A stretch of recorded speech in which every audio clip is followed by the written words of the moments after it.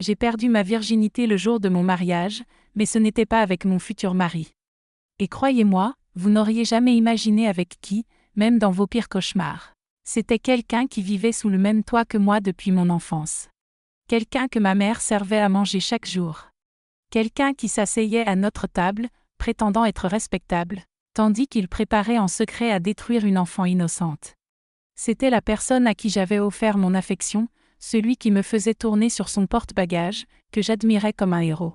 Mais derrière ce sourire protecteur, ces paroles douces, ces gestes que je croyais innocents, se cachait un monstre, patient, attendant le moment parfait pour me nuire. Et ce moment est arrivé précisément le jour qui aurait dû être le plus sacré de ma vie. Ce qui s'est passé ensuite, disons simplement que cette personne n'a jamais plus dérangé quiconque. Car le jour où j'ai décidé de parler, de révéler la vérité, même en sachant que cela bouleverserait ma famille et notre village tout entier, la justice est venue d'une manière inattendue. Pas la justice des tribunaux, pas la justice des hommes en costume-cravate.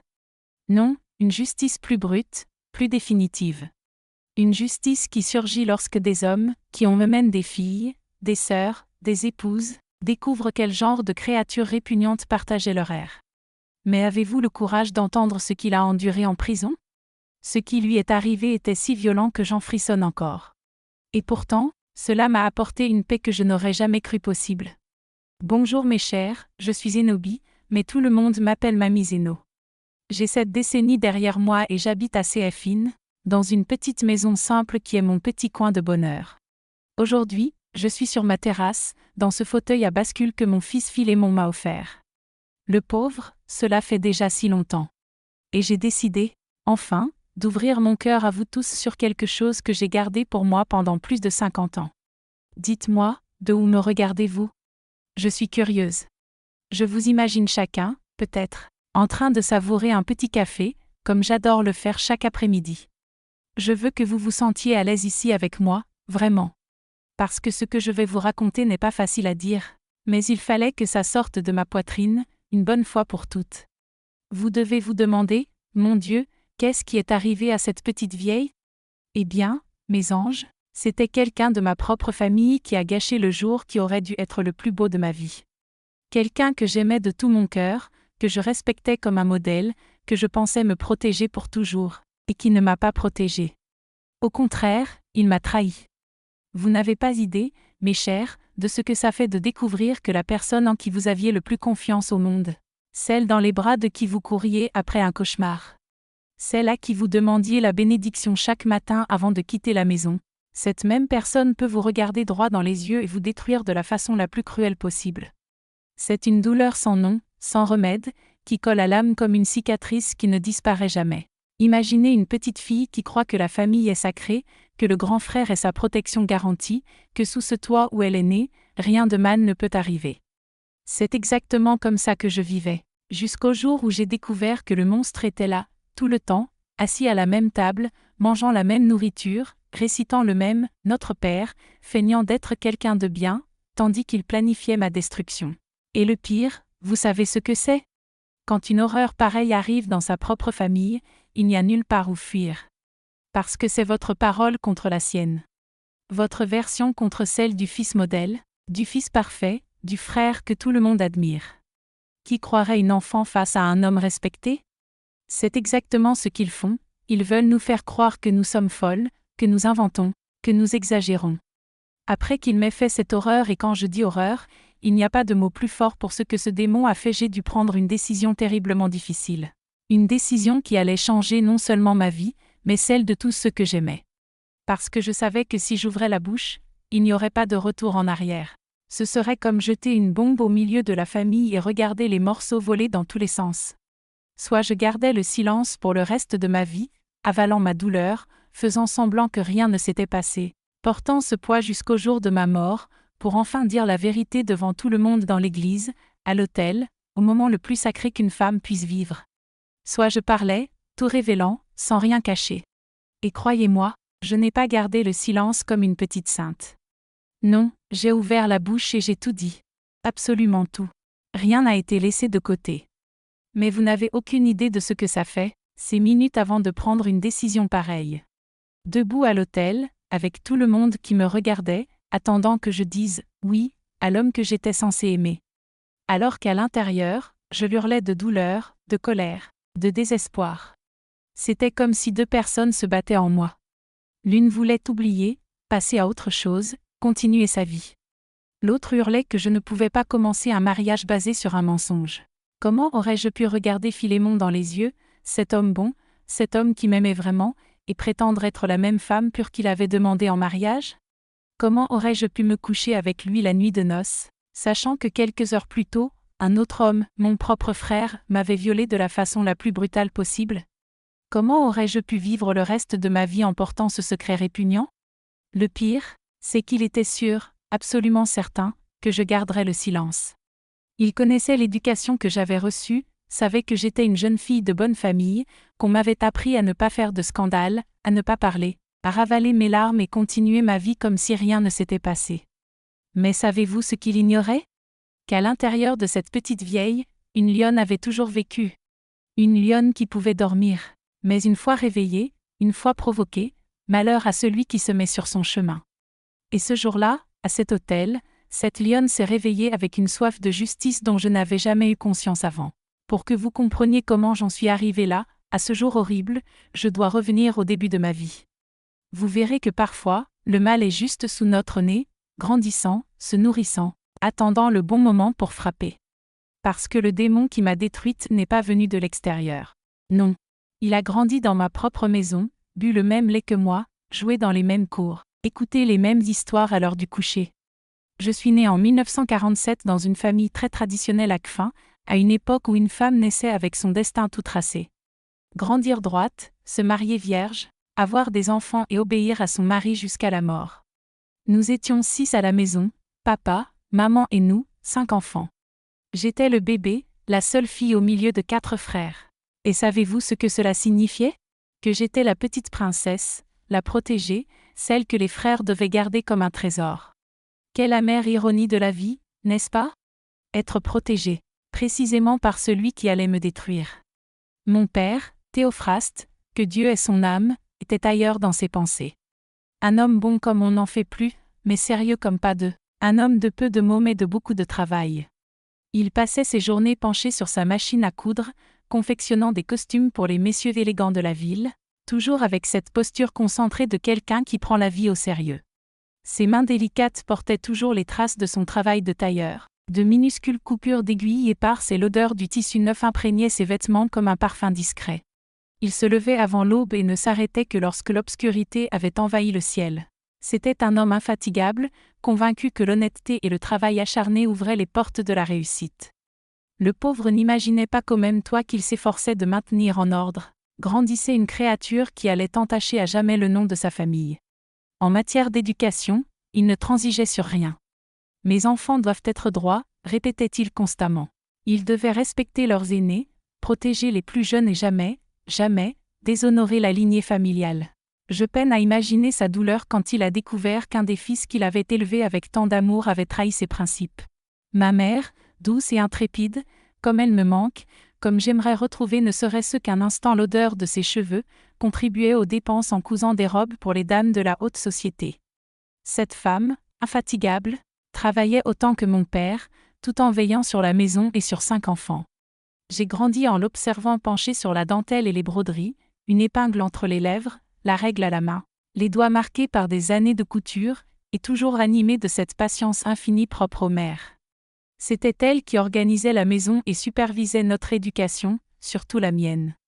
Parce que j'étais fille, et elle ne cessait de répéter « Zénobie, tu dois être encore plus prudente que tes frères. Une femme respectable ne laisse rien au hasard, surtout pas aux mauvaises langues. » Elle essayait de me protéger des dangers extérieurs, sans se douter que le plus grand prédateur se cachait déjà dans la maison, déguisé en ange.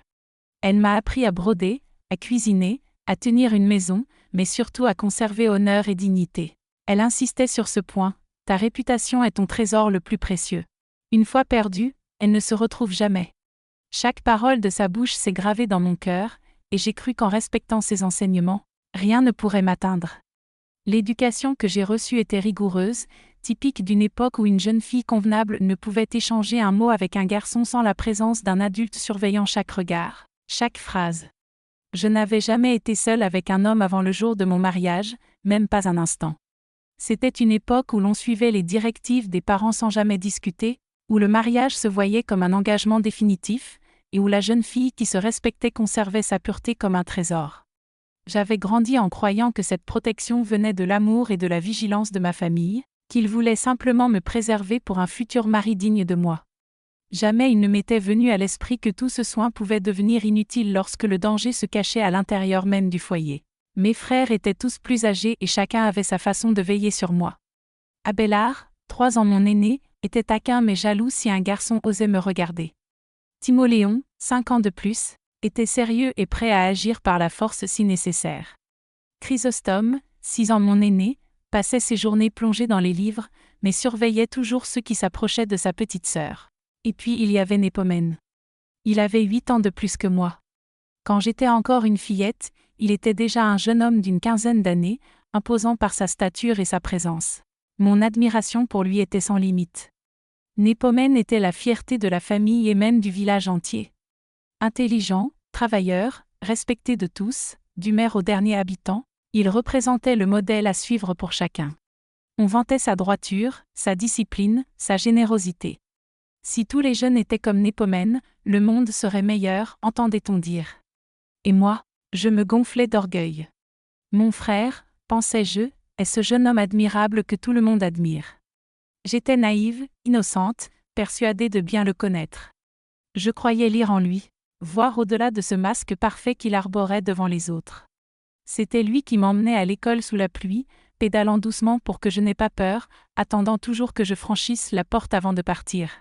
C'était lui qui faisait fuir les garçons trop insistants avec son regard sévère mais protecteur. C'était lui qui revenait du centre-ville avec des friandises, pensant toujours à sa petite sœur, avec ce sourire tendre qui me réchauffait le cœur. Je le voyais comme mon héros, mon protecteur personnel, mon chevalier. Quand j'avais un cauchemar, c'était vers lui que je me tournais. Quand on se moquait de moi à l'école, je courais pleurer dans ses bras. Je rêvais, en grandissant, de trouver un homme semblable à Népomène, fort, respecté, protecteur, attentif à moi. Jamais, dans mes pires cauchemars ou mes pensées les plus sombres, je n'aurais imaginé que ce même frère, celui qui me protégeait et m'aimait, deviendrait mon plus terrible bourreau. Que ses mains qui me soutenaient un jour me feraient souffrir, et que sa bouche qui me consolait proférerait les menaces les plus cruelles qu'une femme puisse entendre. Le même frère qui chassait les grands méchants loups de mon chemin s'avérait être le loup le plus cruel de tous. Pendant des années, il a soigneusement façonné cette image irréprochable, ce masque parfait, non seulement devant moi, mais devant toute la famille et même tout le village. C'était comme s'il savait qu'un jour, il aurait besoin de ce bouclier de respectabilité, de cette réputation sans tache, pour que lorsque viendrait le moment de commettre l'horreur, personne ne puisse imaginer qu'il en soit capable. Sa stratégie était diabolique, plus il apparaissait respectable et digne de confiance, plus il serait impossible pour quiconque de croire à ses intentions maléfiques. Année après année, il a construit ce mur de crédibilité, brique par brique, jusqu'à ériger une forteresse d'honorabilité qui paraissait impénétrable. Quand j'ai atteint la vingtaine, mes parents ont commencé à s'inquiéter de mon mariage, ce qui était normal à l'époque. Une jeune fille qui ne se mariait pas avant 25 ans risquait d'être considérée comme une vieille fille, une honte pour la famille, un poids sur la conscience parentale. C'est alors qu'est apparu Philémon, comme un cadeau tombé du ciel. Fils d'une famille amie de la nôtre, connu et respecté, d'une bonne réputation, il était travailleur, de moralité irréprochable et doté d'un avenir prometteur. Il incarnait tout ce qu'un parent pouvait souhaiter pour sa fille, stabilité, honneur, une famille respectable. Et savez-vous qui a été le premier à approuver Philémon? Qui a donné sa bénédiction pour que cette relation commence? Népomène. Ce garçon est parfait pour Xénobie, disait-il à mes parents. Il est sérieux, travailleur. Il prendra soin d'elle. À l'époque, j'ai trouvé touchant qu'il se soucie de mon bonheur. Aujourd'hui, je comprends qu'il planifiait déjà comment empoisonner ma vie avant même qu'elle ne commence.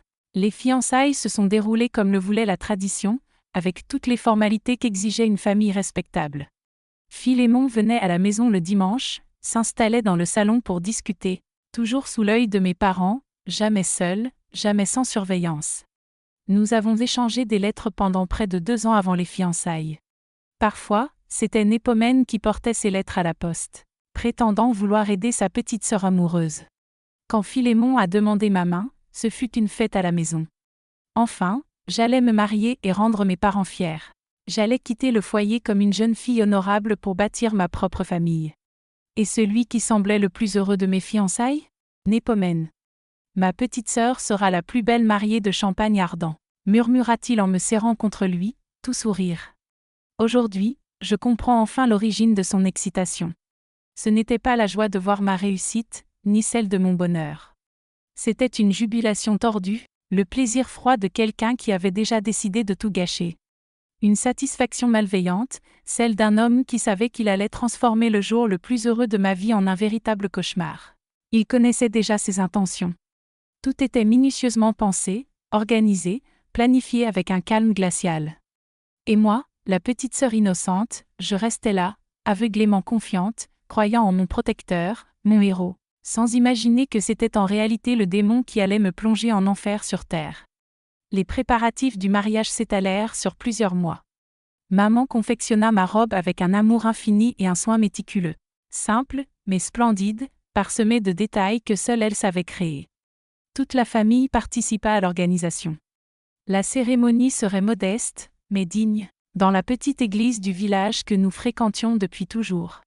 J'étais excitée, impatiente. Je rêvais de ce jour, imaginant ma vie d'épouse, mon foyer, ma famille à moi.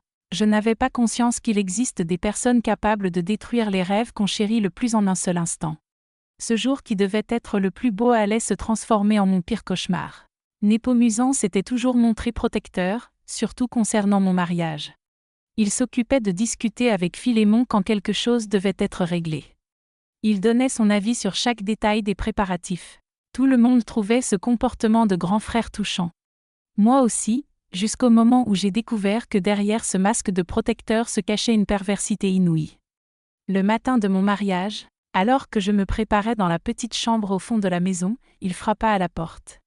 Il prétendit devoir me parler avant la cérémonie, qu'il avait découvert quelque chose à propos de Philémon qui pourrait changer ma décision. Naïve comme j'étais, j'ouvris aussitôt la porte. Après tout, c'était mon frère, mon gardien, n'est-ce pas? Comment aurais-je pu douter de lui? Mais c'est précisément ici que l'histoire prend un tournant terriblement sombre. Ce qui s'est passé dans cette petite chambre a bouleversé ma vie à jamais. Vous verrez que parfois, la personne censée nous protéger est celle qui nous inflige la plus grande douleur. Et vous comprendrez aussi que lorsqu'une femme décide de parler, les conséquences peuvent dépasser tout ce que l'on imagine. C'était un samedi matin, le 13 mars 1971, et le ciel était d'une clarté éclatante. Le soleil filtrait à travers la petite fenêtre de ma chambre, illuminant la robe de mariée que maman avait suspendue avec tant d'attention.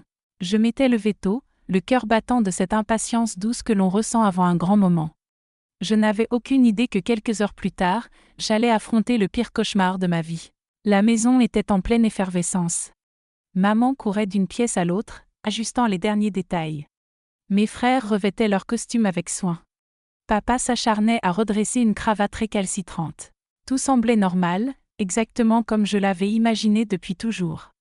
Les voisines se penchaient aux fenêtres pour me saluer et me souhaiter bonheur et joie. C'était cette atmosphère chaleureuse des jours exceptionnels, vous savez, celle qui fait battre le cœur plus fort. J'avais pris un long bain ce matin-là, laissant l'eau tiède caresser ma peau, rêvant à quel point ce jour serait parfait. J'avais choisi mon parfum français, un cadeau de mariage offert par ma marraine, que je conservais comme un trésor précieux. Mes cheveux avaient été coiffés selon nos essais de la semaine précédente, avec de petites boucles délicates qui encadraient mon visage.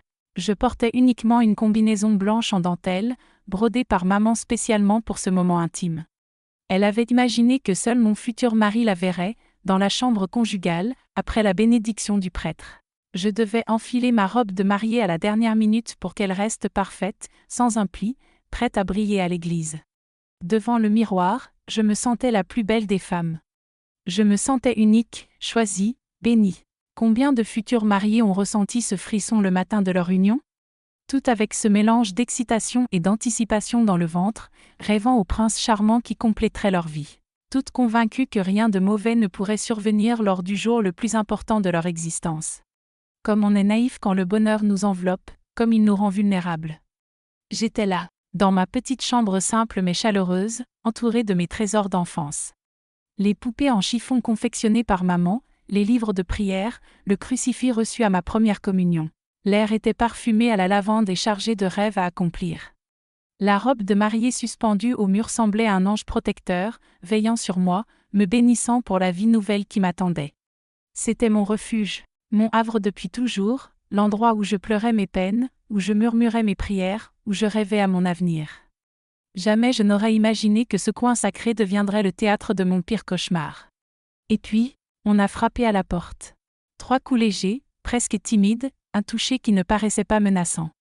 Si j'avais su que ces 3 petits coups allaient scinder ma vie en avant et après. Zénobie, c'est moi, Népomucen. Je dois te parler avant la cérémonie. Sa voix sonnait étrange, différente de d'habitude, tendue, avec cette nuance que je n'arrivais pas à définir, un peu pâteuse. J'ai pensé que ce n'était que l'émotion de voir sa petite sœur se marier.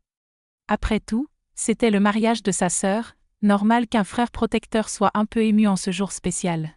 Peut-être voulait-il simplement me donner un conseil, un mot doux avant la cérémonie. Peux-tu attendre un instant, Népomucen ? Je suis juste en combinaison ici, ai-je répondu, innocente, sans imaginer aucun danger. Après tout, c'était mon frère, mon gardien depuis toujours. Quel mal pouvait-il y avoir à ce qu'il me voie en tenue de chambre ? Combien de fois, enfant, ne m'avait-il pas relevé après une chute, pensé mes genoux écorchés ? Ne m'avait-il pas porté dans ses bras quand j'étais blessée ? Mais il insista, avec un ton que je n'avais jamais entendu.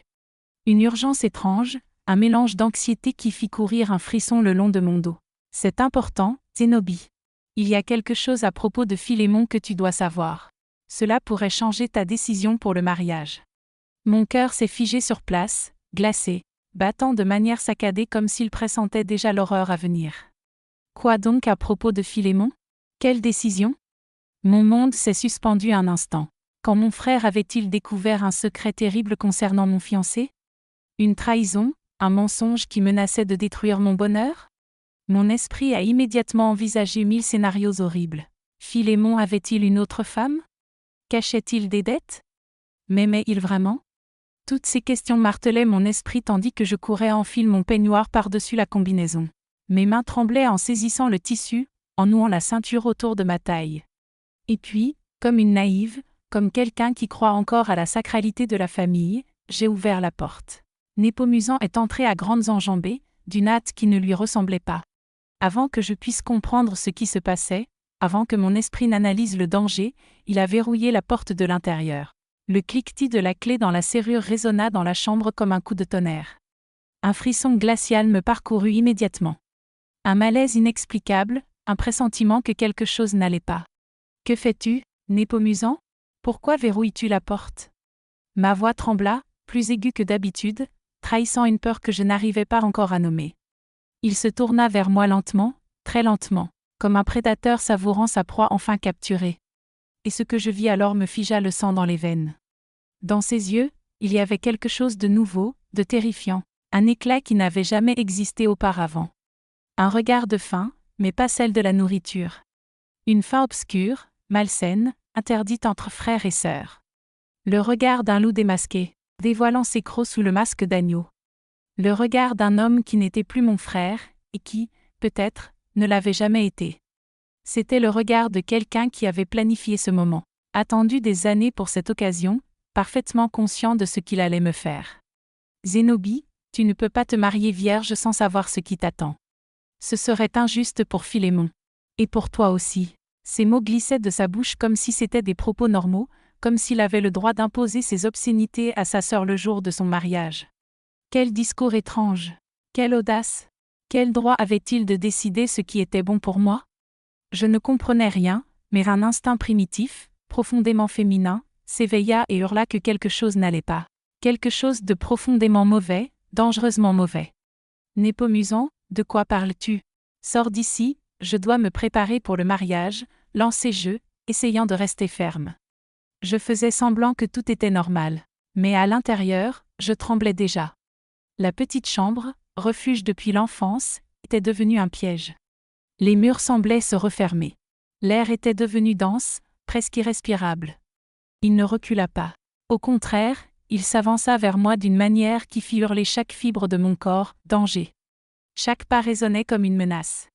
C'était une approche prédatrice, méthodique, semblable à celle d'un animal sauvage encerclant sa victime avant l'attaque. Je suis ton frère aîné. Je suis responsable de toi. Je dois t'enseigner comment fonctionnent ces choses entre hommes et femmes, murmura-t-il. Ces mots étaient pâteux, traînants, déformés par une intention que je n'avais pas encore complètement identifiée. Et c'est alors que cette odeur m'a frappée. Un mélange âcre de calvados et d'après-rasage bon marché. L'odeur d'un homme qui avait bu pour se donner le courage de l'impensable. Il s'était enivré pour me violer. Il avait besoin d'alcool pour transformer sa sœur en objet, en possession, en chose. Combien de verres de calvados avait-il englouti pendant que je me préparais, toute heureuse? Combien de temps était-il resté dehors, se remplissant de courage liquide pour commettre l'horreur qu'il avait planifiée? Népomusant, tu as bu? Qu'est-ce que c'est que cette histoire? Sors de ma chambre maintenant, hurlai-je. J'ai tenté de passer devant lui pour atteindre la porte, de fuir ce cauchemar à peine commencé. Mais il m'a attrapé par le bras. Fort, très fort, avec une puissance que je ne lui connaissais pas. Une violence qui m'a paralysée de choc. Ses doigts s'enfonçaient dans ma peau comme des griffes, laissant des marques violettes, preuve tangible de ce qu'il s'apprêtait à faire. Il me tenait comme on tient une proie que l'on ne laissera jamais s'échapper. La douleur physique fut immédiate, mais celle du cœur, du psychisme, fut encore pire. C'était mon frère qui me faisait souffrir, mon protecteur devenu agresseur. Zénobie, calme-toi. Ce sera rapide, ce sera bon pour toi. Tu verras.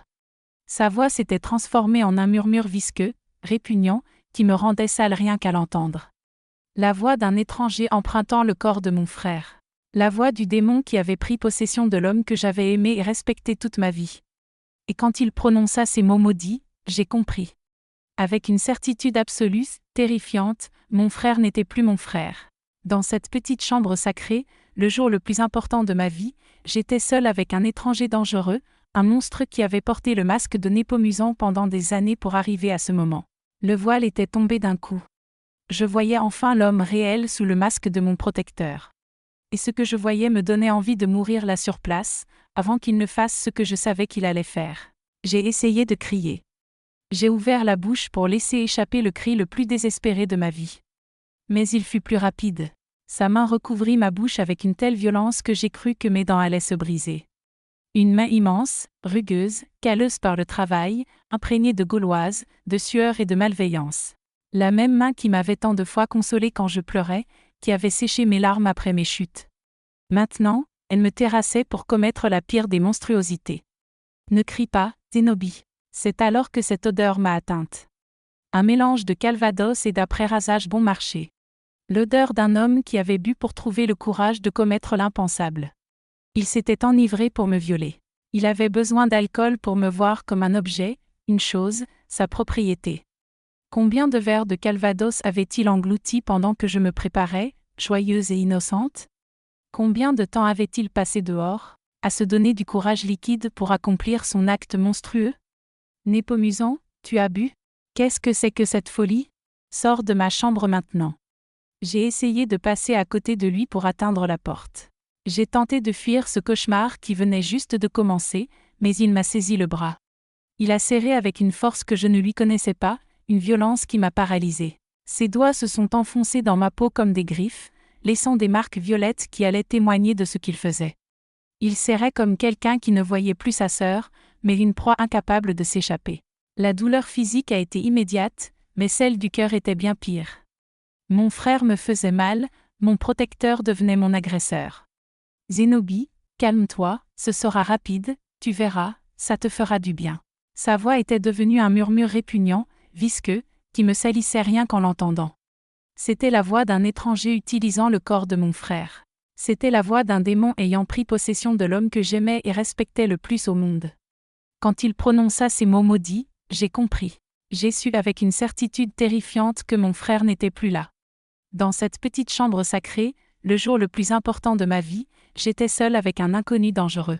Un monstre qui portait le masque de Népomusant depuis des années pour en arriver à ce moment. Le voile est tombé d'un coup de mes yeux. Je voyais enfin qui il était vraiment sous ce masque de frère protecteur. Ce que j'ai découvert m'a donné envie de mourir sur place, avant même qu'il ne puisse accomplir ce que je pressentais. J'ai tenté de crier. J'ai ouvert la bouche pour émettre le cri le plus désespéré de ma vie. Mais il a été plus rapide. Sa main a recouvert ma bouche avec une violence qui aurait pu me casser les dents. Une main grande, rugueuse, calleuse par le travail, qui sentait la cigarette, la sueur et la méchanceté. Cette main qui m'avait tant consolé, qui avait essuyé mes larmes quand je tombais, me maintenait maintenant pour commettre l'irréparable. Ne crie pas, Obi. Sa voix était glaciale, méthodique, malveillante. Personne ne te croira contre moi. Je suis l'aîné, le plus respecté de la famille. Si tu parles, ils diront que tu inventes des histoires pour éviter le mariage, que tu as une crise de fiancée, que tu deviens folle. C'est à ce moment que j'ai compris l'ampleur de sa cruauté. J'ai réalisé que tout avait été préparé depuis longtemps. Ce n'était pas un geste d'ivrogne ni un moment de folie passagère. C'était réfléchi, calculé, minutieusement organisé. Il avait choisi précisément ce jour, cette heure, ce moment où toute la famille était absorbée par les préparatifs. Il savait que j'étais seule dans la chambre, vulnérable, en combinaison. Il savait que personne ne remarquerait mon absence immédiatement. Il savait que si je criais, cela passerait pour la nervosité de la mariée. Il avait même anticipé les mots qu'il prononcerait pour me menacer ensuite. C'était un plan machiavélique, conçu par un esprit malade que je n'aurais jamais soupçonné derrière ce masque protecteur. Il m'a poussé sur le lit avec une brutalité inouïe, comme si j'étais un objet, une poupée de chiffon à manipuler à sa guise. Je suis tombée assise, tremblante, tout mon corps en état de choc, mon esprit essayant de saisir l'inimaginable. Le peignoir s'est ouvert. La combinaison que maman avait brodée avec tant de soin est remontée. J'ai désespérément tenté de me couvrir, de préserver ma dignité, de protéger le peu d'innocence qui me restait. Mais il a saisi mes poignets avec les mains qui m'avaient jadis protégée, maintenant transformées en menottes. Il a serré si fort que j'ai senti mes os craquer, et les marques de ses doigts sont restées comme des tatouages de honte sur ma peau. Népomusant, pour l'amour de Dieu, arrête, je suis ta sœur de sang. Comment peux-tu me faire ça? Les mots sortaient entre mes sanglots, entre les larmes qui ruisselaient sur mon visage. J'implorais, je suppliais, j'en appelais à tout vestige d'humanité encore présent en lui. Mais il ne s'arrêtait pas. Au contraire, c'était pire. Mes larmes, mon désespoir, ma souffrance semblaient l'exciter encore davantage. Il se nourrissait de ma douleur, chaque goutte de larme alimentant sa méchanceté. Ses yeux brillaient d'une satisfaction malsaine, comme s'il avait attendu toute sa vie pour me voir humiliée, détruite, totalement à sa merci. C'était le visage véritable du démon qui s'était dissimulé des années derrière le masque du frère protecteur. Tu vas aimer, Zénobie. Elles aiment toutes quand c'est fait correctement. Ces mots sortaient comme du venin, un blasphème contre tout ce qui m'était sacré. Et ensuite, il a accompli l'impardonnable. Il a arraché ma combinaison d'un seul geste, comme si c'était du papier usé, comme si c'était un déchet. Le froissement du tissu, ce son terrible, résonne encore dans ma mémoire aujourd'hui. 54 ans plus tard, dès que j'entends un tissu se déchirer, qu'il s'agisse d'un vieux drap ou d'un torchon, tout mon corps tremble. Mon esprit revient dans cette chambre maudite. Ce bruit s'est gravé dans ma mémoire comme un fer rouge, me poursuivant dans mes cauchemars, me réveillant au milieu de la nuit en sueur froide. C'était le son de mon innocence détruite, de ma pureté violée, des rêves de ma vie en miettes. C'était le cri de mon enfance assassinée, de la confiance trahie, de la famille profanée. Jamais un bruit si simple n'avait provoqué autant de douleur, de traumatisme, de destruction. Je restais là, exposée, nue, tentant de me couvrir avec mes mains tremblantes. Je pleurais comme si le monde avait cessé d'exister. Et pour moi, il avait vraiment pris fin, je suppliais qu'il s'arrête, implorais Dieu de me sauver, que le cauchemar se termine. Mais Dieu semblait sourd, et le diable se tenait devant moi sous le visage de mon frère. Ensuite, il a fait ce qu'il voulait de moi, à sa guise, aussi longtemps qu'il l'a décidé, indifférent à ma douleur, mon désespoir, mes cris étouffés. Chaque seconde paraissait une éternité de souffrance. Le temps semblait suspendu pour prolonger mon agonie, pour inscrire chaque instant de cette horreur dans ma mémoire à jamais. La douleur physique était insupportable. Je n'avais jamais ressenti une telle violence dans mon corps. C'était comme si l'on me déchirait de l'intérieur, comme si mon propre corps devenait un ennemi. Mais la douleur émotionnelle surpassait tout. C'était la trahison de celui que j'aimais le plus, le viol par celui qui devait me protéger, la découverte que mon héros était mon pire bourreau. Je ne pouvais pas croire que l'homme qui m'apportait des bonbons, qui chassait les garçons de l'école, qui me portait quand j'étais fatiguée, que j'admirais tant, était capable de me faire tant de mal. C'était la mort de toutes mes certitudes, de toute confiance en la bonté humaine. Pendant ces minutes infinies, je suis morte plusieurs fois. La petite Zénobie qui croyait en la famille est morte. La Xénobie innocente qui pensait que le mal venait de l'extérieur est morte. La Xénobie rêveuse qui croyait le monde serait morte. Ce qui restait sur le lit n'était qu'une coquille vide, un corps meurtri, une âme brisée. Quand il a fini, il s'est relevé comme si rien ne s'était produit. Comme s'il venait simplement de boire un verre d'eau.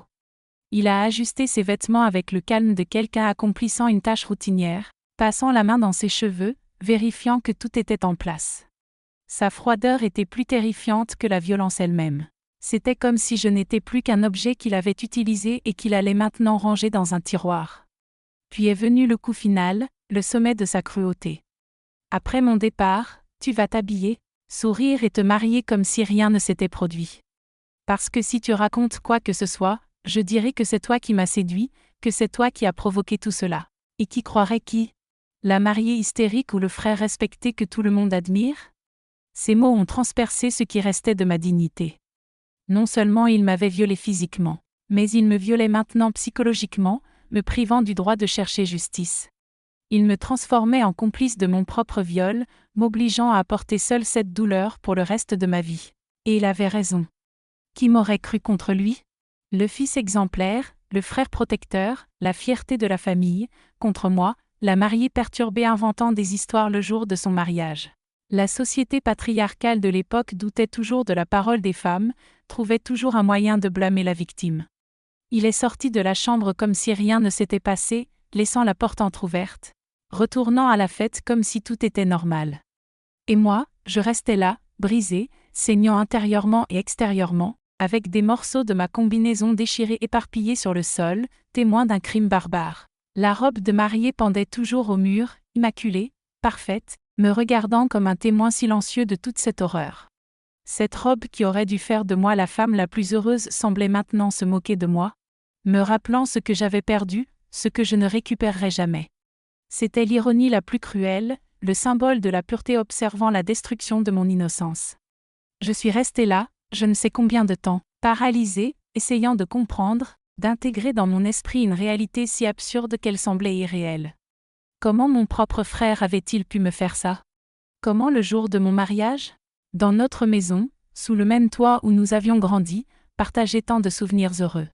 C'était comme si le monde s'était renversé en quelques minutes, comme si tout ce que je croyais sur la vie, la famille, l'amour, n'avait été qu'un mensonge.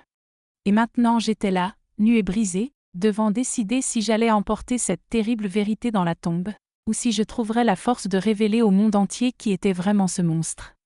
Le pire était que je pouvais entendre l'agitation dehors. Maman appelant qu'il était temps de me préparer, les voisines arrivant pour aider avec la robe. Papa discutant avec Népomusant comme si tout était normal. La vie continuait pour tout le monde, sauf pour moi. Mon monde s'était effondré, mais dehors, il n'y avait que joie et fête. J'ai réussi à me lever du lit, malgré mes jambes flageolantes et une douleur atroce. Je me suis regardée dans le miroir et j'ai été horrifiée par ce que j'y voyais. Cheveux en désordre, yeux gonflés de larmes, marque violette sur le bras où il m'avait saisi. Comment expliquer cela? Comment le dissimuler? Comment faire semblant que tout allait bien quand mon monde venait de s'effondrer? J'ai essayé de me laver, de me recomposer, de cacher les traces comme je pouvais. J'ai appliqué un fond de teint épais sur mon bras. J'ai recoiffé mes cheveux, séché mes larmes. Quand maman a frappé à la porte pour demander si j'étais prête, j'ai répondu d'une voix qui ne me semblait même pas appartenir. J'arrive maman, juste une petite minute. J'ai enfilé la belle robe qu'elle avait confectionnée avec tant d'amour, celle qui aurait dû faire de moi la femme la plus heureuse du monde, mais qui semblait maintenant être un costume cruel. Chaque bouton que je fermais, chaque ruban que j'attachais, c'était comme si je me préparais pour mes propres funérailles. La Xénobie rêveuse et innocente était morte dans cette petite chambre. La marche vers l'église a été la plus longue de ma vie. Tout le monde souriait, me saluait, me complimentait sur ma beauté. Je souriais en retour, feignant le bonheur alors qu'à l'intérieur je hurlais de douleur et de rage. Philémon m'attendait à l'autel, impeccable, le sourire amoureux aux lèvres, ignorant que la femme qu'il allait épouser n'était plus celle qu'il avait demandée. Je sais que vous êtes révolté, que vous voudriez frapper cet homme pour ce qu'il m'a fait. Et ce qui me blesse le plus, c'est de savoir que des histoires comme la mienne se répètent tous les jours en France.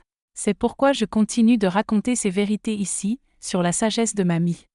Si vous voulez soutenir ces récits, vous verrez un petit cœur avec un symbole euro près du bouton « J'aime ». C'est le merci de YouTube. Cliquez dessus, c'est comme m'offrir un petit café, un geste pour me permettre de poursuivre le combat. Choisissez le montant que vous pouvez, 10 € ou plus, chaque contribution est comme une étreinte. Debout devant l'autel, écoutant le prêtre parler d'amour, de fidélité, de mariage sacré, j'ai dû prendre la décision la plus difficile de ma vie. Quand il a demandé si quelqu'un connaissait un empêchement à ce mariage, j'ai senti ma bouche s'ouvrir et ce qui en est sorti a changé ma vie à jamais. En arrivant à la porte de l'église, mon père m'a donné le bras. Nous avons commencé à monter l'allée qui semblait interminable. Tout le monde était debout, souriant, certains les larmes aux yeux, l'orgue jouait la marche nuptiale, les fleurs parfumaient l'air. Tout aurait dû être magique, mais pour moi, c'était comme marcher vers mon propre enterrement. Philémon était là, magnifique dans son costume bleu marine fait sur mesure, son sourire radieux qui autrefois remplissait mon cœur et mon monde. Mais quand nos regards se sont croisés ce jour-là, son sourire s'est estompé comme une fleur perdant sa vitalité. Il devait immédiatement percevoir que quelque chose n'allait pas. Mes yeux rouges et gonflés de larmes, mon désespoir camouflé sous fond de teint et mascara coulant. Mon sourire forcé, artificiel, tremblait comme celui d'une poupée en vitrine. Ceux qui aiment vraiment remarquent ces détails. Philémon m'aimait vraiment et il sentait que quelque chose de terrible s'était produit. Mais comment aurait-il pu imaginer quoi que ce soit ? Comment un homme honnête, issu d'une famille traditionnelle, pourrait concevoir la monstruosité dont j'avais été victime ? Dans son esprit, j'étais simplement nerveuse, émue, avec le petit frisson attendu d'une mariée. Mon père m'a remise à Philémon avec cette immense fierté que tout père ressent en voyant sa fille se marier. Ses mains tremblaient en me passant à mon futur mari, comme s'il remettait son bien le plus précieux. Il m'a déposé un baiser tendre sur le front, un de ces baisers de père que l'on garde dans son cœur, murmurant d'une voix émue « Sois heureuse, ma fille, sois très heureuse ». S'il avait su ce qui s'était passé une heure plus tôt dans cette chambre à l'arrière de notre maison, si seulement il avait su qu'alors qu'il se préparait fièrement pour le mariage de sa fille, un monstre détruisait l'enfant qu'il avait élevé avec tant d'amour et de soin. Mon père, qui travaillait du lever au coucher du soleil pour donner le meilleur à sa famille, qui façonnait des costumes pour les autres afin de voir ses enfants grandir droit, combien son cœur aurait souffert en découvrant que l'un de ses fils était capable d'une telle monstruosité. Mais il ne savait rien. Personne ne savait. Personne ne soupçonnait qu'au-delà de ses sourires et de ses félicitations se cachait le crime le plus ignoble qu'une famille puisse abriter. Seul moi le savais. Seul moi portais ce fardeau insupportable, cette douleur lancinante, ce secret plus lourd que le monde entier. Juste moi et ce monstre assis au premier rang de l'église, impeccable dans son costume du dimanche, prétendant être le frère protecteur de toujours. Il était là, népomusant au visage d'ange, posture d'homme respectable, recevant les compliments de ceux qui louaient sa dévotion envers sa petite sœur, et il souriait, ce sourire répugnant, cette hypocrisie qui me donnait la nausée. Chaque sourire était un poignard dans ma poitrine. Chaque compliment qu'il recevait résonnait comme un rire moqueur sur mon visage. Comment pouvait-il faire ça ? S'asseoir là, dans la maison de Dieu, feignant la normalité après ce qu'il avait commis ? Comment pouvait-il regarder le crucifix, les icônes sacrées, sachant la saleté de ses actes ? Quel genre de démon pouvait nourrir une telle froideur, une méchanceté si calculée ? Le Père Gabriel, qui me connaissait depuis mon enfance, qui m'avait baptisé et guidé pour ma première communion, commençait la cérémonie avec son sourire chaleureux et plein d'affection. Mes chers frères et sœurs, nous sommes réunis ici pour célébrer l'union sacrée de Zénobie et Philémon, deux jeunes gens qui s'aiment et désirent bâtir une famille bénie. Ces mots résonnaient dans l'église, rebondissant sur les vieux murs et montant jusqu'au plafond. Pour moi, ils semblaient venir de très loin, comme si mes oreilles étaient remplies de coton, comme si une barrière invisible séparait mon âme du reste du monde. J'étais là, physiquement, dans ma robe de mariée. Mais mon essence était restée dans cette maudite petite chambre brisée, parmi les morceaux de ma combinaison déchirée. C'était comme si je vivais en deux personnes. L'une représentait la mariée heureuse que tout le monde attendait, l'autre criait intérieurement de douleur et de désespoir. Mon esprit volait frénétiquement entre la douleur physique encore présente dans mon corps, cette souffrance lancinante qui rappelait chaque seconde l'horreur subie, et la colère brûlante qui grandissait dans ma poitrine comme un feu incontrôlable. Une colère que je n'avais jamais connue, qui m'effrayait par son intensité. Colère contre lui, bien sûr, le monstre qui m'avait violée. Colère contre moi-même, pour avoir ouvert cette porte, pour avoir fait confiance, pour ma naïveté. Colère contre le monde qui permet que de telles horreurs surviennent. Colère contre Dieu, qui avait laissé cela se produire le jour censé être le plus sacré de ma vie. Philémon tenait ma main avec la délicatesse qui lui était propre. Mais il a dû sentir qu'elle était froide comme la glace, tremblante comme une feuille au vent. La main qui quelques heures plus tôt avait été chaude de bonheur et d'attente, était maintenant glaciale, presque comme celle d'un cadavre. Il me regardait avec inquiétude, fronçant légèrement les sourcils, serrant ma main de temps en temps comme s'il voulait y transmettre chaleur, force et sécurité. Pauvre Philémon, il pensait que mes tremblements n'étaient que l'anxiété normale d'une mariée. Ce petit frisson dans le ventre, celui que tout le monde ressent avant de franchir un nouveau chapitre de vie. Comment aurait-il pu imaginer, avec cette bonté innée que Dieu lui avait donnée, que la femme qu'il aimait, celle qu'il avait demandée en mariage, qu'il rêvait de combler de bonheur, avait été violemment agressée par son propre frère à peine 1 heure avant de monter à l'autel? Comment pouvait-il concevoir que pendant qu'il ajustait sa cravate, mettait de la pommade dans ses cheveux, répétait mentalement les mots de ses vœux, j'étais en train d'être anéanti d'une manière inimaginable? Pendant qu'il rêvait de notre lune de miel, des enfants que nous aurions, de la maison que nous construirions, j'étais réduite à l'état de victime d'un crime abominable. Et le plus cruel, c'était de devoir faire semblant, sourire quand je voulais hurler, retenir mes larmes alors que je brûlais de pleurer, afficher de la joie alors que l'intérieur de moi se consumait de douleur et de honte. C'était comme jouer dans la plus grande scène de ma vie, sachant que la pièce était devenue une tragédie, mais devoir continuer à prétendre qu'il s'agissait d'une comédie romantique. Chaque sourire que l'on m'adressait, chaque mot tendre que j'entendais, chaque bénédiction reçue était comme du sel sur une plaie béante. Car je savais que si je révélais la vérité, si je criais ce qui s'était passé, ces sourires se transformeraient en stupéfaction. Les mots doux deviendraient des murmures de commérage. Les bénédictions se changeraient en regards accusateurs. Et Népomuscent, lui restait impassible, sûr que je garderais ce secret jusqu'à ma tombe, ne voulant pas ternir l'image de notre famille. Il misait sur ma rigueur, sur ma peur du scandale, sur la honte d'avouer que j'avais été violée. Il pariait que j'accepterais d'être une victime silencieuse, une de plus, mais il ignorait qui j'étais vraiment. Il ne savait pas que ce jour-là, à l'autel, une révolte silencieuse naissait en moi. À chaque mot du prêtre, à chaque regard inquiet de Philémon, à chaque sourire forcé de ma part, ma décision se précisait, se consolidait, devenait irréversible. Devant Dieu, devant ma famille, devant l'homme que j'aimais, j'ai compris une chose. Si je commençais ma vie de femme mariée sur un mensonge, si je portais seule cette douleur, si je laissais ce monstre impuni, je ne serais plus la Xénobie que je méritais d'être. Je deviendrais une ombre, un fantôme, une femme marquée à jamais par le silence et la honte. C'est à ce moment précis que mon courage est né. Pas un courage inspiré, ni un miracle, mais un courage forgé dans le désespoir. La certitude que si je n'agissais pas maintenant, je mourrais intérieurement pour toujours. Je réalisais soudain que certaines vérités sont trop lourdes pour être gardées pour soi, trop écrasantes pour être portées seules.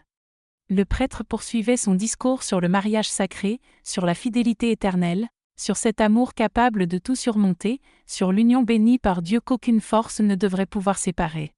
Chaque mot qu'il prononçait me frappait comme une lame dans ma poitrine déjà meurtrie, comme du sel frotté sur une plaie ouverte et saignante. Comment pouvais-je rester là, devant l'autel, promettant fidélité après ce que je venais de subir?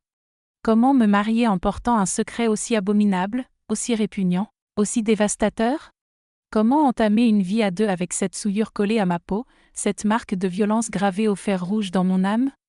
Je me sentais souillée, irrémédiablement marquée, comme si je portais une lèpre invisible que chacun pouvait percevoir rien qu'en me regardant. C'était comme si un panneau criait sur mon front que j'avais été violée, comme si l'odeur même de la méchanceté s'était incrustée dans ma peau. Chaque regard me semblait accusateur, chaque sourire semblait faux.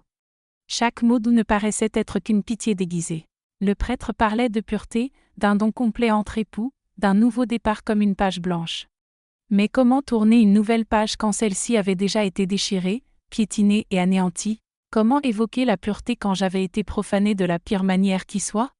Comment promettre un don total alors qu'une part de moi avait été volée, violée, brisée sans mon accord? Puis le prêtre atteignit ce moment que toute mariée connaît, cette formule rituelle que personne ne prend vraiment au sérieux. Si quelqu'un connaît un empêchement à cette union, qu'il parle maintenant ou se taise à jamais. Normalement, personne ne dit rien. C'est une formalité ancienne, une tradition vidée de tout sens. Tout le monde sait qu'aucune voix ne se lèvera, que la cérémonie continuera jusqu'au moment du « vous pouvez embrasser la mariée ». Mais alors que ces mots résonnaient dans l'église, quelque chose de puissant, d'étrange et de terrifiant monta dans ma gorge. C'était comme si une force surnaturelle s'emparait de moi, me poussant à agir de manière que je n'aurais jamais cru possible. Une énergie venue de je ne sais où, Dieu, désespoir, colère accumulée, besoin désespéré de justice. Mes yeux se dirigèrent instinctivement vers Népomucen, au premier rang, près de l'autel, impeccable dans son costume sombre, les bras croisés, affichant un air de supériorité absolue. Il se croyait maître de la situation. Il me fixait avec ce sourire mince, presque imperceptible, mais chargé d'une cruauté insidieuse. Dans ses yeux se lisait « Tu n'oseras rien. Tu avaleras tout ça pour toujours comme une petite fille sage et obéissante. » Il était convaincu, sans aucun doute, que je resterais muette comme une tombe, que ce secret m'accompagnerait jusqu'au dernier souffle. Il pensait qu'une jeune fille élevée dans la discipline et les convenances n'aurait jamais le courage de dénoncer sa propre famille, de provoquer un scandale au milieu de cette église pleine de personnes respectables, de briser l'image que des années avaient construite. Il misait sur ma honte, sur ma peur du jugement, sur cette éducation stricte qui m'avait appris qu'une femme de bonne famille ne se fait pas remarquer.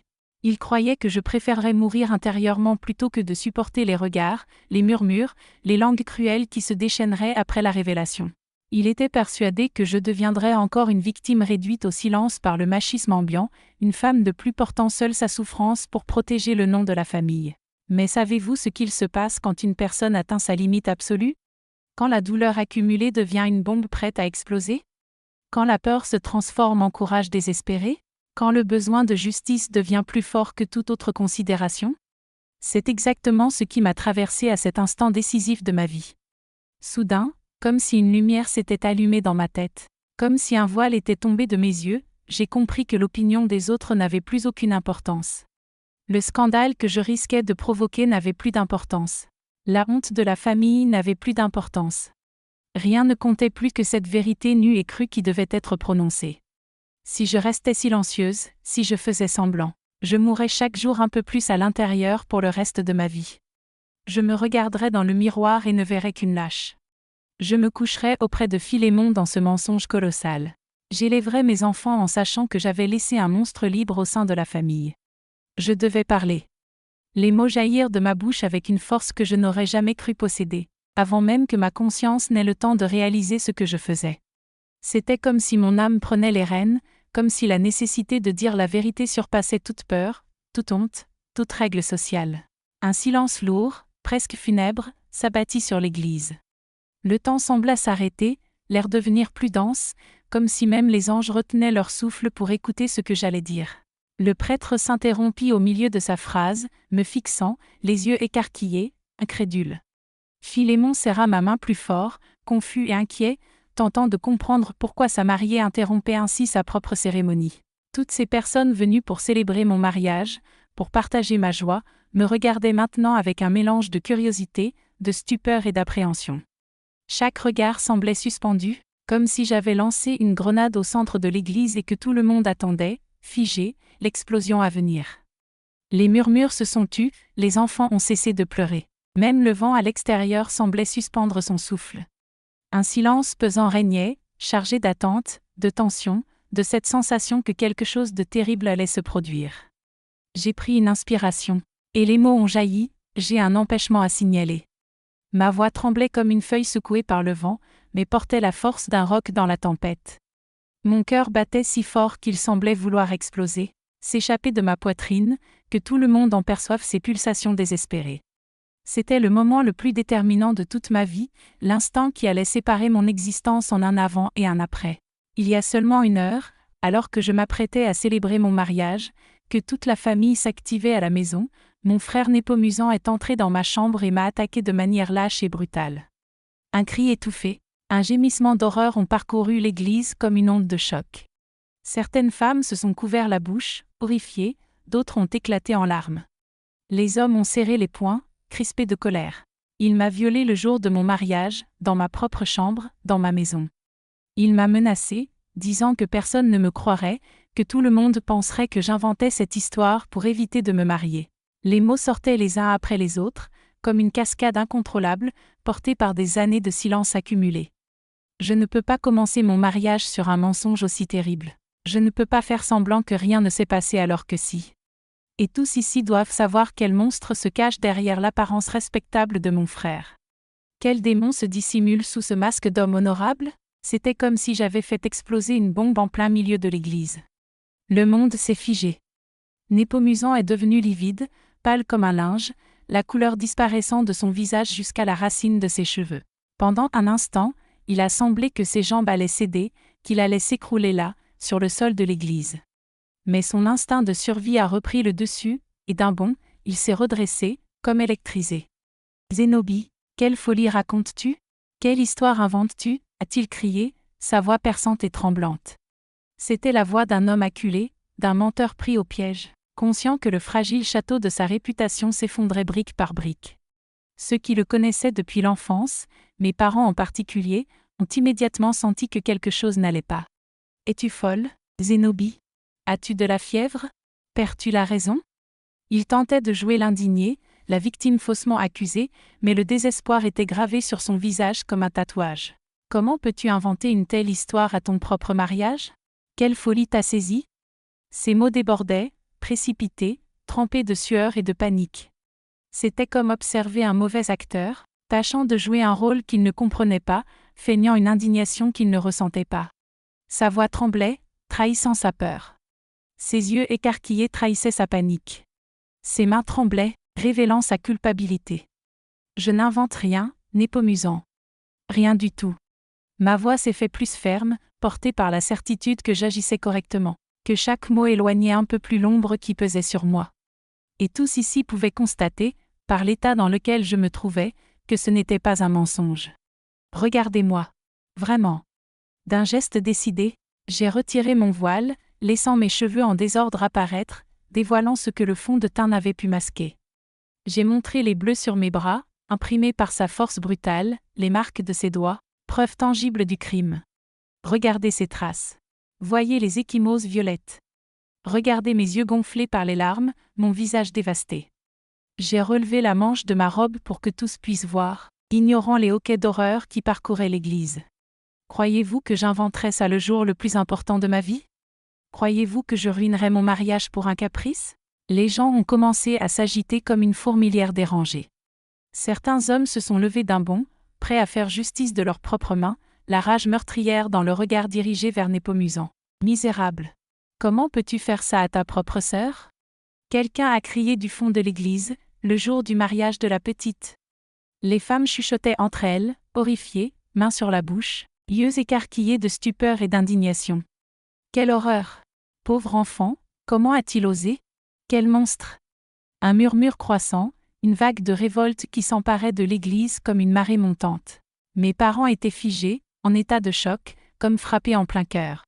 Ils ne pouvaient pas comprendre ce qu'ils entendaient. Ils avaient du mal à faire passer l'information à leur cerveau. Papa me regardait, puis Népomucen, puis moi à nouveau, essayant de saisir comment deux enfants qu'ils avaient élevés avec amour pouvaient être mêlés à une horreur pareille. Maman avait les mains pressées contre sa poitrine, respirant difficilement, comme si l'air lui manquait. Son visage exprimait la douleur la plus profonde qu'une mère puisse ressentir. Voir un enfant en détruire un autre. Voir la famille qu'elle avait bâtie avec tant de soin se disloquer de la pire façon. Mon frère m'avait dit que personne ne me croirait parce qu'il est l'aîné, le plus respecté, la fierté de la famille. Ma voix a gagné en force, portée par la vérité enfin révélée. Il avait menacé que si je parlais, il retournerait l'histoire, ferait de moi la coupable. Mais pensez-vous vraiment qu'une jeune fille de bonne famille, une mariée le jour de son mariage, inventerait un tel récit pour détruire sa propre vie? J'ai regardé chaque visage dans l'église, défiant quiconque de douter de ma parole. Quelle logique diabolique pousserait une femme à ruiner le jour le plus important de sa vie juste pour nuire? Philémon était à mes côtés, solide comme un roc, serrant ma main, les larmes roulant sur son visage. Des larmes de colère pour ce qu'on m'avait fait, de tristesse pour ma douleur, et de fierté pour le courage que je montrais. Xénobie a raison, a-t-il proclamé, sa voix résonnant dans toute l'église. Une femme n'invente pas une chose pareille. Aucune femme au monde n'inventerait qu'elle a été violée et présenterait un état aussi évident. Il pointait mon visage, mes bras meurtris. Pensez-vous qu'elle serait ainsi brisée si rien de terrible ne s'était produit? Réfléchissez, Jean. Le père Gabriel, le pauvre homme, était complètement dépassé, incapable de gérer une situation qui échappait à tout protocole religieux. Il avait sans doute passé des décennies de sacerdoce sans jamais rencontrer un tel chaos. Ses mains tremblaient en tenant le livre de prière. Son visage était pâle comme sa soutane immaculée. Mes enfants, peut-être serait-il mieux d'interrompre la cérémonie, balbutia-t-il, sa voix douce, habituelle, cherchant à calmer les esprits, à trouver une issue diplomatique. Mais je l'ai interrompu avant qu'il ne puisse finir. Non, mon père, je ne veux rien interrompre. Je veux que chacun entende ce que j'ai à dire, jusqu'au bout. Ma voix a résonné dans l'église avec une force que je ne me connaissais pas. Je veux que tout le monde sache quel genre d'homme vit parmi vous depuis des années, prétendant être honorable, le fils exemplaire, le frère protecteur. Je veux que vous voyiez tomber le masque, que vous aperceviez le monstre caché derrière ce sourire et ces mots doux. Parce que si je ne parle pas maintenant, si je laisse passer cette chance, il restera libre, respecté, capable de recommencer, envers d'autres femmes, d'autres victimes. Innocente. L'église est devenue un chaudron bouillonnant d'émotions. Les gens se levaient, parlaient fort, pointaient Népomucen, qui maintenant transpirait à grosses gouttes, cherchant une sortie, une explication, une excuse pour se sauver de l'enfer qu'il avait lui-même créé. Et moi, au centre, enfin libre de révéler la vérité que je gardais depuis une heure, qui semblait une éternité. Enfin maîtresse de ma voix, de mon histoire, de ma justice. Népomucen tenta de fuir l'église, mais quelques hommes lui barrèrent le chemin. Le complice de mon père, qui connaissait notre famille depuis des années, le retint par le bras et dit « Reste ici, Népomucen. Si tu n'as rien fait de mal, tu n'as aucune raison de fuir. » Son visage devint de plus en plus désespéré. Il devait comprendre qu'il ne pourrait pas échapper à cela. « Vous allez croire une hystérique, une femme clairement perturbée, » cria-t-il, tentant de se défendre, mais sa voix sonnait stridente, désespérée. Xénobie a toujours été un peu instable. Elle invente des histoires pour attirer l'attention. Maintenant, elle invente ça pour éviter de se marier. C'est alors que ma mère se leva. Ma mère, qui avait toujours été silencieuse, soumise, n'ayant jamais osé contredire aucun homme de sa vie. Népomucen a parlé d'une voix que je n'avais jamais entendue auparavant. Regarde-moi dans les yeux et dis-moi que tu n'as pas fait ce que ta sœur raconte. Il a tenté de soutenir mon regard, mais il n'a pas pu. Il a baissé la tête et là, tout le monde a compris que c'était vrai. À présent, vous vous demandez peut-être, cette vieille femme a-t-elle vraiment eu le courage de dire ça dans l'église, devant tous ces gens? Je veux parier quelque chose avec vous. Si vous pensez que j'ai eu ce courage de dénoncer mon propre frère devant l'assemblée, mettez un pouce bleu. Mais si vous pensez que j'invente, que personne ne ferait une telle chose, laissez la vidéo sans réaction. Voyons qui connaît la force d'une femme poussée à bout. Ce qui s'est passé ensuite a changé non seulement ma vie, mais celle de beaucoup d'autres. Parce que lorsqu'une femme décide de dire la vérité, même si cela fait mal, même si cela blesse, les conséquences dépassent tout ce que l'on peut imaginer. Vous verrez que la justice vient parfois de l'endroit le plus inattendu. Après que ma mère a posé sa question en fixant Népomucen du regard, un silence glacé a envahi l'église. C'était un de ces silences lourds où l'air semble s'être arrêté. Tout le monde le regardait, attendant une réponse, espérant qu'il réagirait, mais il ne pouvait pas. Il est resté là, la tête baissée, suant à grosses gouttes, tremblant comme une feuille. C'est Monsieur Marcel, un vieil ami de mon père, qui a rompu le silence. Népomucen, réponds à ta mère, garçon. Si tu n'as rien fait, pourquoi as-tu l'air coupable? Alors tout a explosé. Plusieurs hommes se sont levés en même temps, l'air prêts à faire justice de leurs propres mains. Misérable! Comment peux-tu faire une chose pareille à ta propre sœur? Le complice Victor, qui avait retenu Népomucen plus tôt, serrait désormais son bras avec plus de force. Saleté, et le jour du mariage en plus. Quel genre de monstre es-tu? D'autres hommes s'approchaient, resserrant le cercle. La situation devenait dangereuse et Népomucen a compris qu'il n'y avait plus moyen de fuir. Le désespoir s'est emparé de lui. Les femmes se sont divisées. Certaines sont venues vers moi, m'entourant, me protégeant. Pauvre petite, quelle horreur! Comment a-t-il osé? Murmurait-elle, horrifiée. D'autres étaient figés, incapables de réagir, pleurant et murmurant des prières. Ma tante Aurélie m'a serré fort et a dit « Ma fille, tu as été très courageuse. Vraiment courageuse. » Mais un groupe d'hommes devenait de plus en plus violent. Léon, le boulanger, cria « Finissons avec ce misérable maintenant. Des gens comme ça ne méritent pas de vivre. » Ils ont commencé à encercler Népomucen, ce qui m'a fait peur. Malgré toute ma haine pour lui à ce moment-là, je ne voulais pas voir un lynchage dans l'église. Jean, du calme, s'il vous plaît, tentait de dire le père Gabriel. Mais la situation lui échappait totalement. Ceci est la maison de Dieu. Résolvons cela avec civilité. Mais qui prêtait encore attention aux prêtres à ce moment-là? Les gens étaient trop révoltés, surtout les pères de famille qui avaient des filles. C'est alors que Népomucen, acculé, a commencé à parler précipitamment. Ce n'est pas du tout ce qu'elle raconte. C'est elle qui m'est tombée dessus. C'est elle qui m'a séduit. Mais ces mots n'ont fait qu'empirer les choses. La colère et l'indignation de l'assemblée ont explosé. En plus d'être un violeur, c'est un menteur, a crié quelqu'un du fond. Il veut rejeter la faute sur la victime. Mon père, jusque-là silencieux et sous le choc, s'est levé lentement. Je n'oublierai jamais son visage à cet instant. Un mélange de douleur, de déception et de colère y était inscrit, palpable. Népomucen, a-t-il dit d'une voix que je n'avais jamais entendue, tu es mon fils, mais ce que tu as fait est impardonnable. Impardonnable ici-bas et dans l'au-delà. Alors, le désespoir a submergé Népomucen. Il a commencé à pleurer, à implorer, « Papa, vous ne comprenez pas. J'étais ivre. Je ne savais pas ce que je faisais. » Chaque mot qu'il prononçait ne faisait qu'aggraver sa situation. « Ah, donc tu avoues que tu l'as fait » a crié Marcel. « Maintenant tu admets ce que tu as fait à ta sœur. » La confusion était telle que le prêtre a dû intervenir de manière radicale. « S'il vous plaît, mesdames et messieurs, je vais enfermer Népomucen dans la petite pièce du fond et appeler la police. Nous ne pouvons pas faire justice nous-mêmes. » Quelques hommes ont aidé le prêtre à traîner Népomucen, qui pleurait maintenant et implorait le pardon. Pendant ce temps, je restais là, toujours dans ma robe de mariée, regardant ce film d'horreur qu'était devenu mon mariage. Philémon ne lâchait pas ma main un seul instant. « Tu as été très courageuse, » me murmurait-il à l'oreille. « Très courageuse, et je t'aime encore plus pour cela. » À ce moment-là, j'ai su que j'avais choisi le bon homme pour m'accompagner toute ma vie. Le prêtre a envoyé quelqu'un chercher la police et, en moins d'une demi-heure, les agents étaient là. Le commissaire, une connaissance de la famille, mon André, était choqué en découvrant la situation. « Comment est-ce possible, Népomucen? Je te connais depuis l'enfance. Comment as-tu pu faire ça ?» Même l'autorité semblait révoltée. Lorsqu'ils sont venus chercher Népomucen dans la petite pièce, il a encore tenté de mentir, affirmant que j'avais tout inventé pour ne pas me marier.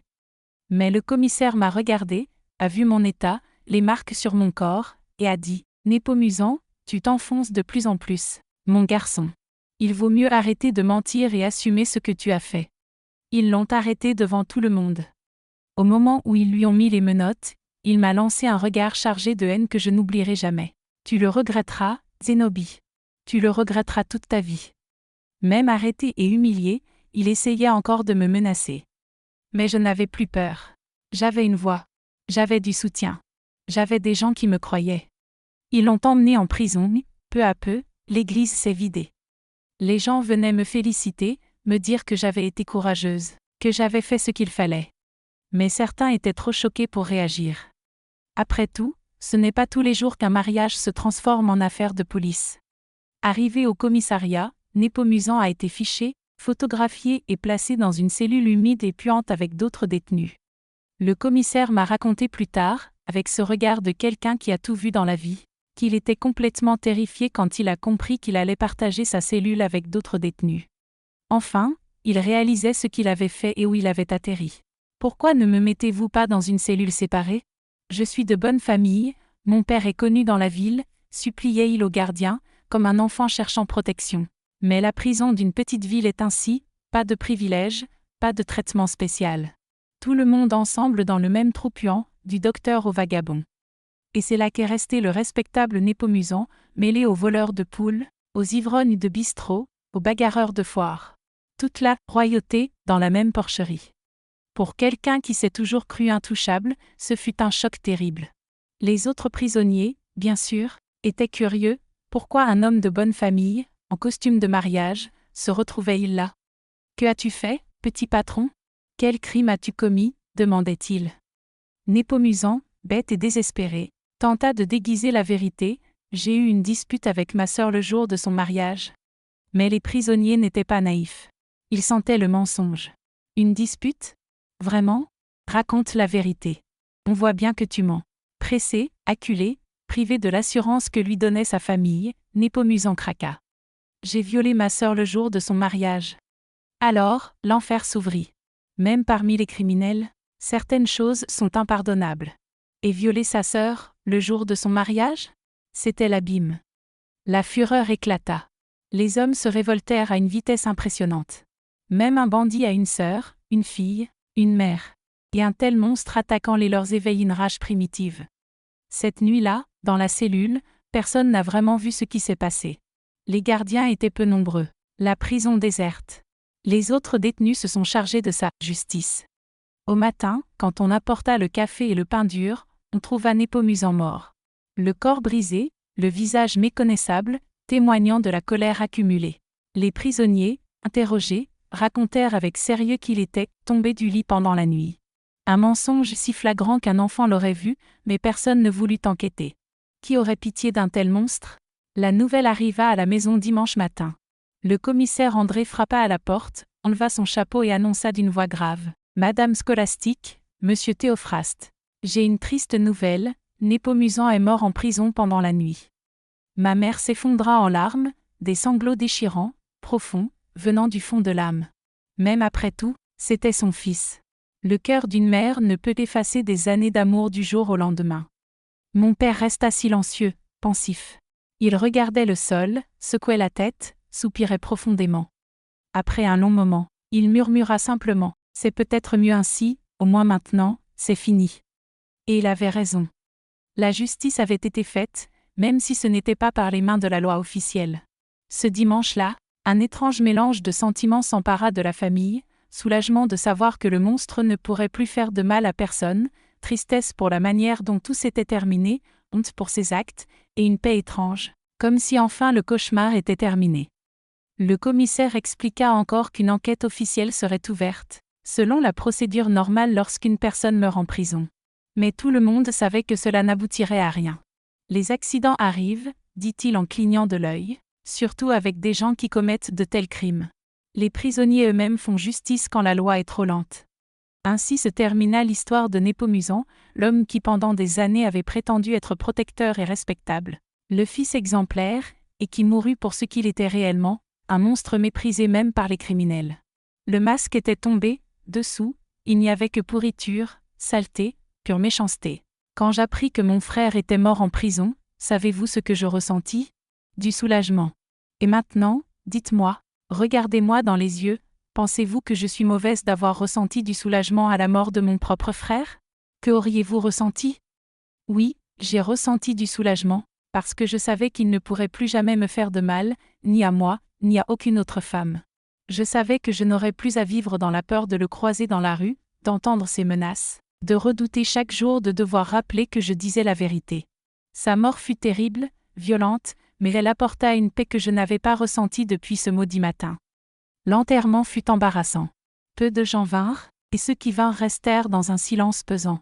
Impossible de pleurer quelqu'un qui avait fait ce qu'il avait fait. Mes parents souffrirent, bien sûr, mais ils comprirent aussi que c'était peut-être mieux ainsi. Au moins maintenant, c'est fini, murmura mon père au bord de la tombe. Et il avait raison.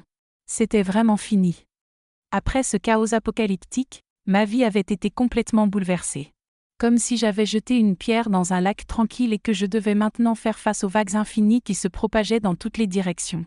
Les mois qui suivirent furent les plus difficiles de mon existence, encore plus que ce jour maudit à l'église, parce que maintenant je devais vivre avec les conséquences de mon courage.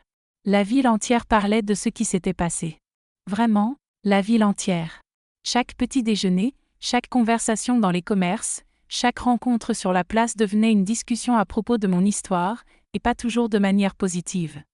Certains me soutenaient, oui. Ils disaient que j'avais fait la bonne chose, que j'avais été courageuse d'exposer un monstre. Xénobie a sauvé d'autres femmes, disait-il. Imaginez combien d'autres il aurait violé s'il était resté libre. Ces personnes me regardaient avec respect, parfois même avec admiration. Mais il y avait aussi ceux qui chuchotaient dans mon dos comme des serpents venimeux, murmurant que j'avais détruit ma propre famille par vengeance, par jalousie, ou pour je ne sais quel motif diabolique qu'ils inventaient. Regardez cette famille autrefois si respectée. Maintenant, un mort, une folle, et des parents brisés. Certains allaient plus loin dans la méchanceté déguisée en préoccupation, insinuant que j'avais tout inventé pour attirer l'attention, pour être au centre, pour ne pas me marier. Peut-être avait-elle peur de se marier et a-t-elle inventé toute cette histoire? Peut-être est-ce elle qui l'a séduit et ensuite regretté, lançait-il, avec cette répugnante malice. Chaque jour, je devais prouver que j'avais vraiment été violée, comme si porter le traumatisme ne suffisait pas. Mais c'est ainsi, il y a toujours des gens qui doutent de la victime, qui préfèrent remettre en question la souffrance d'autrui plutôt que d'admettre qu'une personne respectée, admirée, considérée comme exemplaire, puisse être un monstre sous son masque social. Le machisme de cette époque, et qui existe encore aujourd'hui, trouvait toujours un moyen de blâmer la victime. Elle a provoqué, elle a inventé, elle a exagéré, elle voulait se venger, disait-il, comme si être violée était un choix, comme si détruire sa propre vie était un plan diabolique parfaitement calculé.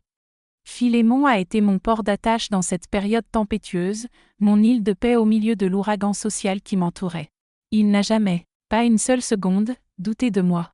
Dès le premier instant, il m'a soutenue avec une loyauté qui me faisait pleurer de gratitude. Il répétait sans cesse que j'étais la femme la plus courageuse qu'il connaisse, un exemple de force et de dignité. Zénobie, tu m'as montré qui tu es vraiment, m'a-t-il dit quelques jours après l'événement, tenant mes mains avec une délicatesse infinie. Et je t'aime encore plus pour cela. Tu aurais pu te taire, faire semblant que rien ne s'était passé. Mais tu as choisi la vérité, même en sachant que cela ferait mal. Voilà le vrai courage. Quel soulagement d'avoir quelqu'un à mes côtés qui me voyait comme une femme courageuse, pas comme une victime abîmée. Quelle bénédiction de sentir qu'il comprenait que dire la vérité avait été un acte de bravoure, pas de folie. Se marier tout de suite après tout cela, comme si rien ne s'était passé? Impossible. J'avais besoin de temps pour guérir, pour apprivoiser le traumatisme, pour distinguer le monstre qui m'avait violée de l'homme bon qui voulait m'épouser. J'avais besoin d'apprendre à faire confiance, à me donner à nouveau, à croire que tous les hommes n'étaient pas comme Népomucent. Philémon l'a parfaitement compris, avec cette sagesse du cœur que seuls ceux qui aiment vraiment possèdent. Nous attendrons le temps qu'il faudra, a-t-il dit sans pression ni impatience. Quand tu te sentiras prête, vraiment prête, nous nous marierons à notre façon, à notre heure, avec notre vrai bonheur. Quel homme béni, mon Dieu! Quelle âme magnifique le Seigneur a mise dans ma vie pendant cette longue année de reconstruction. Il m'a aidé à surmonter le traumatisme avec une patience infinie et un amour guérisseur. Jamais il ne m'a fait sentir sale, marquée ou abîmée. Au contraire, il m'a toujours traité comme un trésor précieux, digne d'être soigné avec soin et affection. Semaine après semaine, mois après mois, j'ai commencé à réaliser que tous les hommes n'étaient pas comme Népomucent, qu'il existait encore un amour véritable, une bonté dans l'humanité.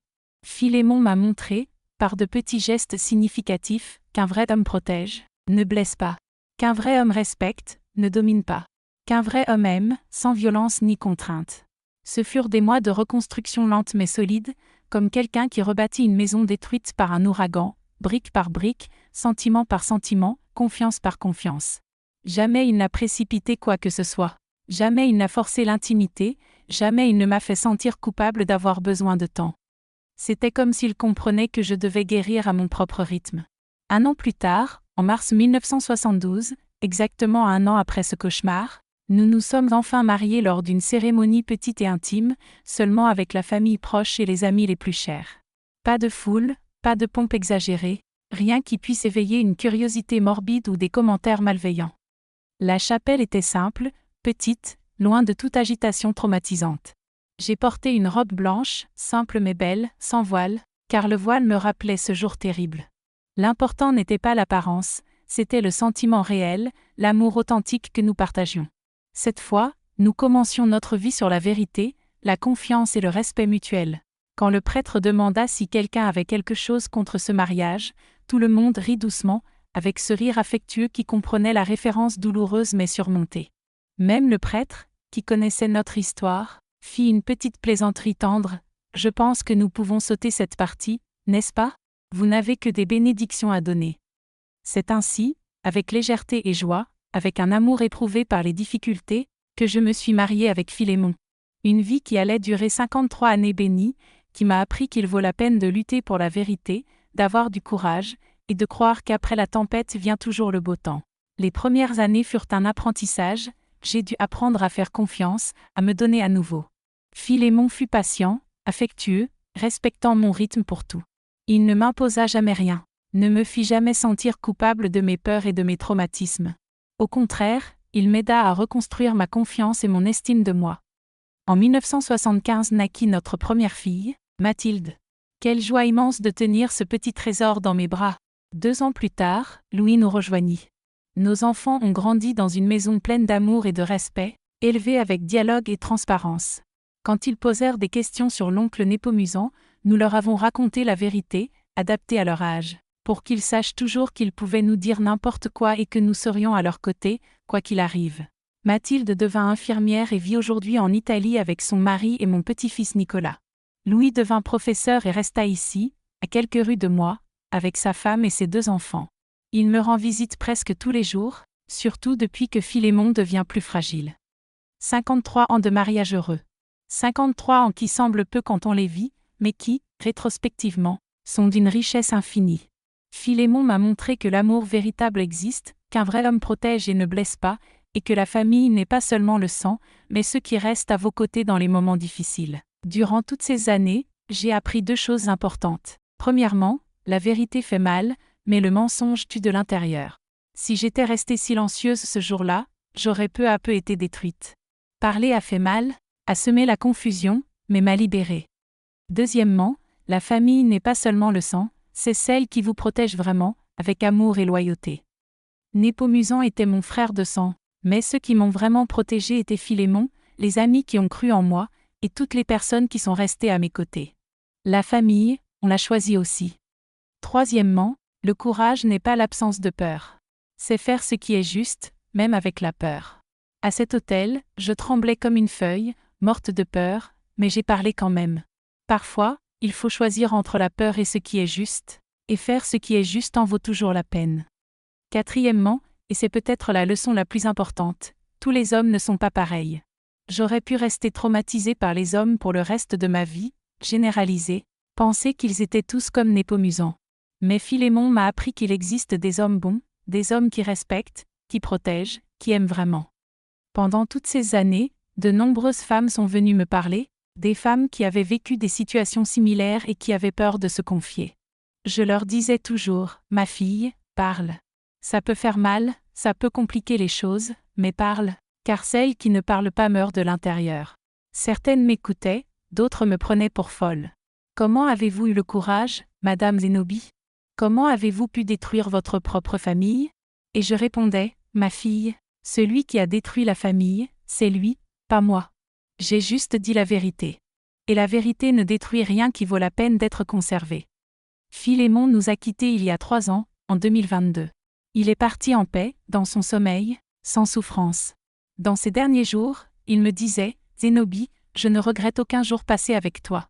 Ce furent les meilleures 53 années de ma vie. Et pour moi aussi, même si tout avait commencé de manière si terrible, nous avions construit ensemble une belle histoire. Aujourd'hui, je vis seule dans cette petite maison, mais je ne me sens pas seule. Les enfants passent souvent, les petits-enfants me rendent visite, et vous, de l'autre côté de l'écran, me tenez compagnie. Je me réveille chaque jour en remerciant d'avoir eu le courage, en ce mois de mars 1971, de parler, d'affronter, et de recommencer. Je suis Zénobie Chanteloup. Vous pouvez m'appeler Mamie Zéno. C'est l'histoire qui a complètement changé le cours de ma vie, une histoire qui m'a appris que parfois la vie nous place à un carrefour où il n'existe que 2 chemins. Soit on se tait et on meurt à l'intérieur, soit on crie la vérité et on renaît. Si vous voulez connaître plus d'histoires de femmes qui ont choisi de renaître, abonnez-vous à la chaîne Sagesse de Mamie, parce que chaque histoire de courage que nous partageons peut sauver quelqu'un qui nous regarde. Et maintenant, je vais préparer un café pour mon Philémon. Ah non, il n'est plus là. Mais je vais le faire quand même, et le boire en pensant à lui, à ces 53 années où il ne m'a jamais donné raison de douter de l'amour véritable. À la prochaine, mes chers. M.